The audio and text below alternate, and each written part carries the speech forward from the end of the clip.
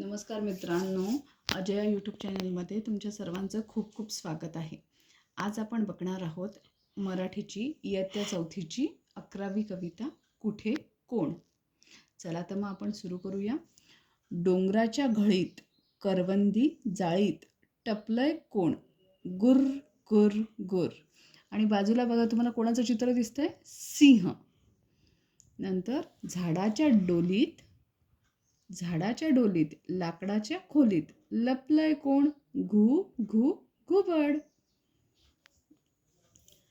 आंब्याच्या फांदीत पानांच्या सांदीत गातय कोण, कुहू कुहू कुहू कुहू कुहू. कोण गातं, कोकिळा.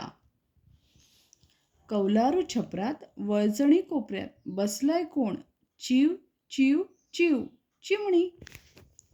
घराच्या दारात फटीतल्या उन्हात झोपलंय कोण, कोण झोपलंय घराच्या दारात आणि फटीतून येणाऱ्या उन्हामध्ये कोण झोपतोय, म्याव म्याव म्याव म्हणजेच मांजर. आईच्या कुशीत खाऊच्या खुशीत हसतंय कोण, मी मी मी. आणि बाजूला एक आपल्याला लहान बाळ दाखवलं आहे. अशा प्रकारे ही कविता आहे. कुठे आणि कोण म्हणजे कुठे आणि कोण, कोणकोणत्या ठिकाणी कोण राहतं किंवा कोण असतं त्यांचं एक वर्णन या कवितेमध्ये केलेलं आहे.